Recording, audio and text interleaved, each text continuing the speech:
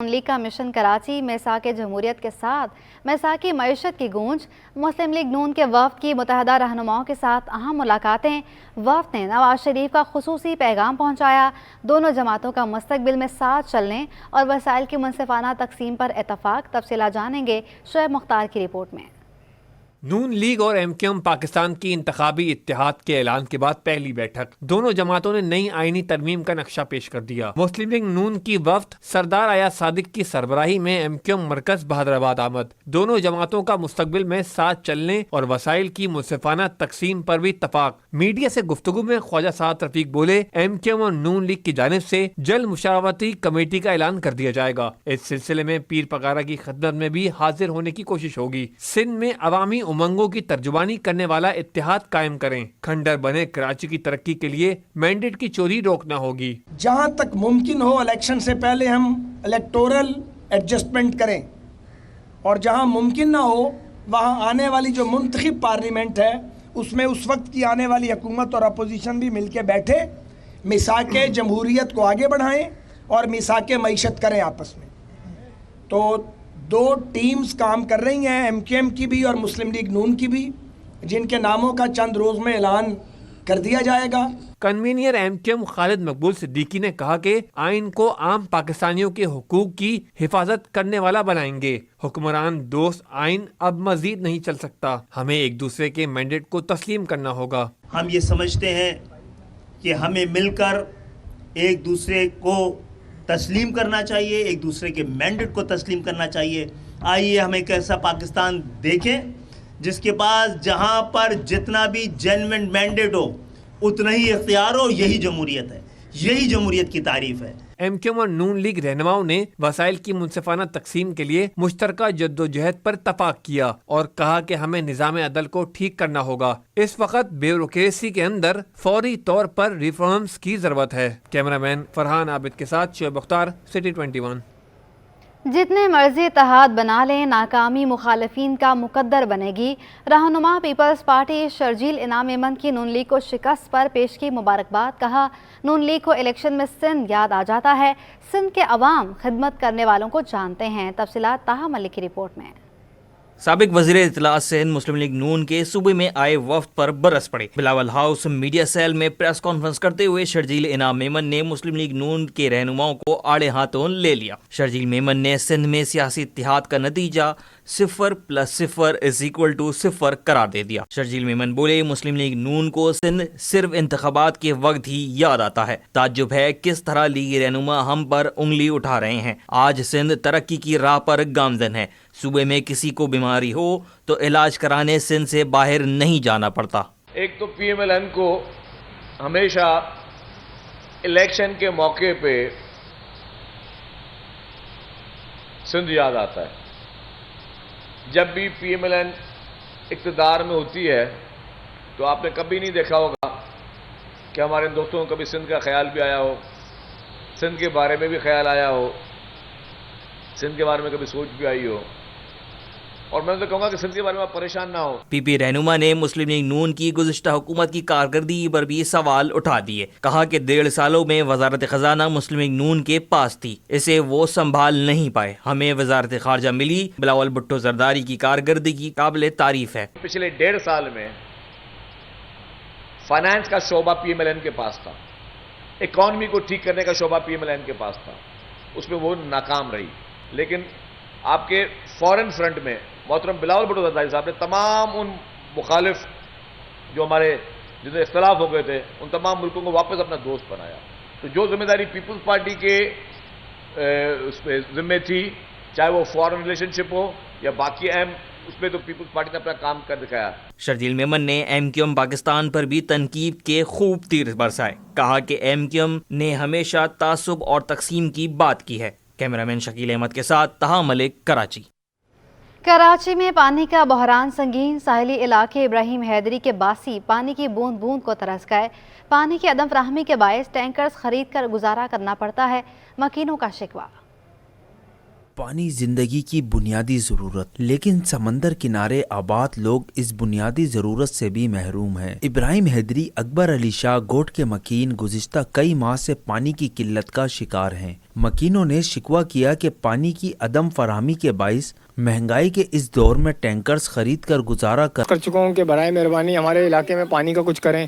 ہم لوگ پریشان اس معاملے کو لے کے، کیونکہ ہمارے چھوٹے چھوٹے بچے ہیں اور ہم لوگ افورڈ نہیں کر پاتے۔ یہاں پر ٹینکی منگواتے تو وہ بھی تقریباً جو ہے نا کیا کہتے ہیں 1000-1200 کم سے کم بھی کریں تو 800-900 روپے تو کم سے کم ہیں، اور 800-900 روپے وہ ہم نے دینے ہیں، ٹھیک ہے نا۔ لیکن مین چیز یہ کہ پیسے کہاں سے لائیں، یہاں پر روزگار نہیں ہے۔ ٹینکر ڈلواتے ہم لوگ، کچھ لوگ ٹینکر ڈلواتے، کچھ لوگ سوزوکی ڈلواتے۔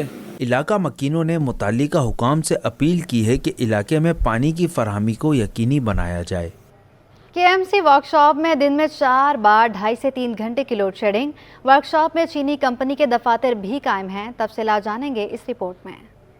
سجن یونین کا بجلی کی لوڈ شیڈنگ پر بڑا رد عمل سامنے آ گیا۔ صدر سید ذوالفقار شاہ نے لوڈ شیڈنگ بلدیہ عظمیٰ کراچی کے ورکشاپ کے لیے سیکیورٹی رسک قرار دے دی۔ سجن یونین کے صدر نے کے الیکٹرک پر تنقید کرتے ہوئے کہا کہ KMC ورکشاپ میں دن میں 4 مرتبہ 2.5 سے 3 گھنٹوں کی لوڈ شیڈنگ کی جا رہی ہے۔ ورکشاپ میں چائنیز کمپنی کے لگائے گئے سیکیورٹی کیمرے بھی متاثر ہو رہے ہیں، جبکہ سیکیورٹی تھریٹ موجود ہیں۔ کے الیکٹرک سے جس طرح تو ساری مطلب یہ عوام ہی کراچی کی پریشان تھی، لیکن یہاں خصوصی طور پر یہ ہے کہ یہاں دن میں جو 4 بار جو ہے وہ 2.5 سے 3 گھنٹے کی لوڈ شیڈنگ ہوتی ہے، اور وہی ورکنگ کا ٹائم ہوتا ہے۔ اور یہ سب سے اہم بات یہ ہے کہ یہاں جو ہے قیمتی تنصیبات بھی ہیں، اور ہمارے چائنیز جو ہیں وہ بھی یہاں پر ہیں، اور ان کی قیمتی مشینری بھی ہے۔ اور یہ سیکورٹی لیپس ہونے سے یہ جو لائٹ جاتی ہے تو بار بار جو ہے وہ پھر جو ہے وہ جنریٹر بھی اتنا کام نہیں کرتے۔ اس لیپس کی وجہ سے یہاں پر جو ان کی قیمتی جانیں بھی خطرے میں۔ ذوالفقار شاہ نے واضح کیا کہ لوڈ شیڈنگ کے باعث کیمرے بھی بند ہو رہے ہیں، ایسے میں چینی عملے کی قیمتی جانیں خطرے میں پڑ گئی ہیں، جبکہ عملے کا دفاتر میں بیٹھنا مشکل ہو گیا۔ بجلی نہ ہونے سے کمپیوٹر پر کام بھی نہیں ہو سکتا، لہٰذا کے الیکٹرک کو چاہیے کہ بلدیہ عظمیٰ کراچی کے ورکشاپ پر لوڈ شیڈنگ کا سلسلہ روکا جائے۔ بجلی کی غیر اعلانیہ لوڈ شیڈنگ سے شہریوں کا جینا محال۔ مختلف علاقوں میں 12 گھنٹے بجلی کی بندش، بجلی آتی نہیں، بھاری بل آ جاتے ہیں۔ بسیم افتخار رپورٹ کریں گے۔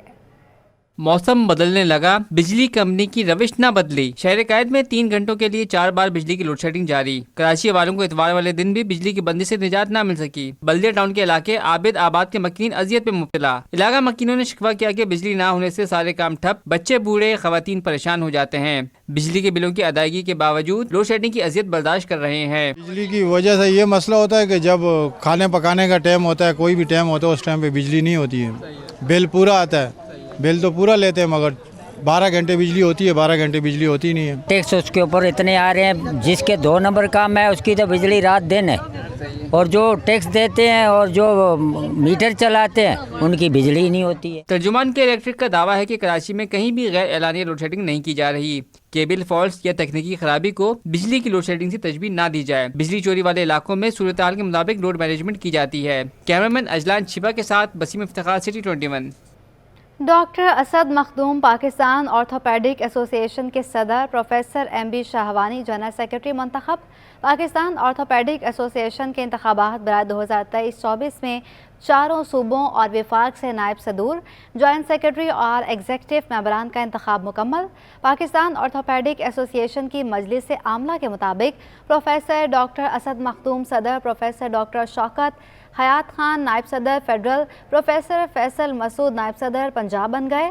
ڈاکٹر عدیل صدیقی نائب صدر سندھ، ڈاکٹر حمید اللہ کاکڑ نائب صدر بلوچستان، ڈاکٹر اول حکیم نائب صدر Khyber Pakhtunkhwa, doctor Ghulam Qadir joint secretary Punjab, doctor راحت جوائنٹ سیکرٹری سندھ منتخب کر لیے گئے۔ رنگ اور روشنیوں کی بہار، خوشیوں کا تہوار، ملک بھر کی طرح کراچی میں بھی ہندو برادری دیوالی کا تہوار منا رہی ہے۔ کہیں پٹاخے تو کہیں پھلجھڑیاں، کہیں رنگولی تو کہیں چراغاں۔ یہ سما ہے لائٹ ہاؤس کے قریب سوامی نارائن مندر کا، جہاں ہندو برادری کی جانب سے دیوالی کا تہوار جوش و جذبے سے منایا جا رہا ہے۔ تاریخی مندر کو برقی کمکموں اور پھولوں سے سجا دیا گیا ہے۔ پنڈت مہاراج وجے کا کہنا ہے کہ دیوالی کے موقع پر خاص پوجا پاٹ کا اہتمام کیا جاتا ہے۔ دیوالی پر سوامی نارائن مندر میں سبیل امام حسین علیہ السلام بھی لگائی گئی۔ ہندو مت کے علاوہ ناول اور ادبی کتابیں لوگوں کی توجہ کا مرکز بنی رہیں۔ تفصیلات آئمہ خان کی رپورٹ میں۔ ملک بھر کی طرح شہر قائد میں دیوالی کا تہوار سجایا گیا۔ تقریب کے دوران سوامی نارائن مندر میں امام حسین سے متعلق کتابوں کی سبیل بھی لگائی گئی، جس کا مقصد علم و ادب سے وابستہ افراد کو کتابوں سے فیضیاب کرانا ہے۔ سبیل میں ہندو مت مذہب کے علاوہ دیگر ناول اور ادبی کتابیں بھی موجود ہیں۔ کتابوں کے شوقین افراد کی بڑی تعداد کا سبیل پر رش لگ گیا ہے۔ اس حوالے سے سبیل کے منتظمین ماجد اصفہانی کا کہنا تھا کہ گزشتہ 6 سالوں سے مختلف موقعوں پر کتابوں کی سبیل لگا رہے ہیں۔ تقریباً 6 سال ہو گئے ہیں مجھے کام کرتے ہوئے، اور سال میں 6 مواقعوں پر میں یہ سبھی لگاتا ہوں، ایام اعزاء میں، 12 ربیع الاول کو، دیوالی پہ اور کرسمس پہ، اور بڑی تعداد میں کتابیں فروخت ہم یہاں پہ ڈسٹریبیوٹ کرتے ہیں اور فری ہم اس کو تبرک کے طور پر تقسیم کرتے ہیں۔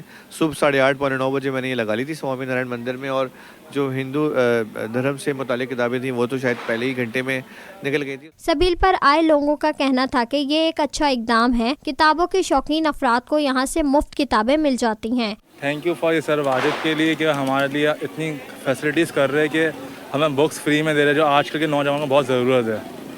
اور آپ دیکھیے کہ بہت سی چیزیں اس میں فری مل رہی ہے، بہت سی چیزیں جیسے کہ ناول وغیرہ ہو گئی، اور بہت سی کتابیں فری ہے، تو بہت سا تھینک یو چاہتے ہیں کہ ہمیں آج فری بکس لے کے جا رہے ہیں، فرسٹ ٹائم کراچی سے وہ بھی۔ دیوالی کے موقع پر لگائی گئی سبیل امام حسین میں کتابیں بطور تبرک عوام میں تقسیم کی گئیں، جسے عوام نے بے حد سراہا ہے۔ کیمرامین عمران کے ساتھ آئمہ خان، سٹی 21۔ لی مارکیٹ اور اطراف میں تجاوزات سے کاروبار شدید متاثر ہے۔ تاجر برادری نے ایکشن لینے کا مطالبہ کیا ہے۔ تفصیلات کاوش میمن کی رپورٹ میں۔ کراچی کے تاجروں نے تجاوزات کے خاتمے کا بڑا مطالبہ کر دیا۔ لی مارکیٹ کے تاجر تجاوزات سے تنگ آ گئے۔ عبداللہ یوسف زئی نے کہا کہ تجاوزات کے باعث کاروبار متاثر ہو رہا ہے۔ سپریم کورٹ کے احکامات پر عمل درآمد کرتے ہوئے تجاوزات کو ختم کیا جائے۔ صحیح دیکھیں، تجاوزات یہاں تک ہے کہ ریڑیاں روڈ کے بیچ میں کھڑی ہوتی ہیں، اور ریڈیو والے رکشے والے اور جتنی ٹریفک جو مطلب ٹریفک بھی جام رہتی ہے، اور اس سے کاروبار پہ بڑا اثر پڑتا ہے۔ تو یہ کہ ہم یہ چاہتے ہیں کہ سپریم کورٹ کا آرڈر بھی ہے ناجائز تجاوزات کے، شہر کو تجاوزات سے صاف کر دیا جائے۔ شہری کہتے ہیں کہ تجاوزات ٹریفک جام کا سبب بن رہے ہیں۔ متعلقہ ادارے ذمہ داران کے خلاف کارروائی کریں۔ گورنمنٹ کا کام ہے، گورنمنٹ کو ہٹانا چاہیے یہ چیزیں۔ اگر گورنمنٹ ایکشن نہیں لیتی ہے تو پھر مجبوراً پھر عوام جو ہے نا یہاں پر ٹھیلے ویلے لگا کے بیٹھ جائے گی۔ جو روڈ گورنمنٹ نے ہم لوگ کو فراہم کیا ہے 50 فٹ کا، وہ روڈ ہمیں پورا مل سکے، تاکہ آنے والی گاڑیاں بھی روڈ کلیئر ہو جائے، جانے والی بھی کلیئر ہو جائے۔ لی مارکیٹ کے اطراف ایک طرف تو پتھروں کی بھرمار ہے، تو دوسری جانب رکشہ والے قابض ہیں۔ ایسے میں شہریوں کا وہاں سے گزرنا مشکل ہو گیا ہے۔ ابلتے گٹر، گندگی کے ڈھیر اور جگہ جگہ گندا پانی، بن گئی کراچی میں ہر گلی محلے کی کہانی۔ اس حوالے سے بتائیں گے رضوان احمد اپنی رپورٹ میں۔ New Karachi town sector 5D میں سیوریج کے ناکارہ نظام کے باعث ہر طرف تباہی کے مناظر۔ یہ سارے نالے گڈھے، اور بچے آتے ہیں ٹیوشن کے لیے اور گرتے پڑتے، ابھی کل بچے گر گیا، ایک ہماری بہو گر گئی تھی آگے۔ بچوں کے کپڑے ناپاک ہو جاتے ہیں، مدرسے جو جاتے ہیں وہ کیچڑ میں گر جاتے ہیں اکثر، اس لیے نا یہ گندگی صاف ہی نہیں ہوتی۔ گندے پانی کے باعث عوام کی صحت، آمد و رفت اور کاروبار سب کچھ داؤ پر لگ گیا ہے۔ پینے کا پانی آتا ہے تو اس میں اٹیچ ہو کے نا یہ گھروں میں پہنچ رہا ہے، اور اس سے بیماریاں بڑھ رہی ہیں، اور یہاں تک اس روڈ کی یہ حالت ہے کہ لیڈیز بچے جا رہے ہوتے ہیں نا تو یہ روڈ سے گر جاتے ہیں۔ سیوریج کی لائن جو یہ بالکل ہی چوک ہوئی ہوئی ہے، یہ دکان ہے میری سامنے، اب کسٹمر کا بھی آنا جانا نہیں ہے، کاروبار میں ہی پریشانی ہو رہی ہے سب کو، آنے جانے والوں کو۔ یہ اسکول ہے، اسکول کے بچوں کی پریشانی ہوتی ہے آنے جانے سے۔ مکین کہتے ہیں وفاقی، صوبائی اور بلدیاتی حکومتوں سمیت ہر ادارے کو درخواست دائر کی، مگر کوئی سیوریج کا ناکارہ نظام درست کرنے کو تیار نہیں۔ کیمرامین اجلان چھیپا کے ہمراہ رضوان احمد، سٹی 21۔ چڑیا گھر سے ہتھنی مدھوبالا کی سفاری پارک منتقلی کا معاملہ التوا کا شکار ہو گیا۔ عالمی ماہرین کی تنظیم فور پاس کا ٹرینر مدھوبالا کو تربیت دینے کے بعد واپس روانہ ہو گیا۔ ہتھنی کی چڑیا گھر سے سفاری پارک منتقلی کے لیے تاحال انتظامات نہ کیے جا سکے۔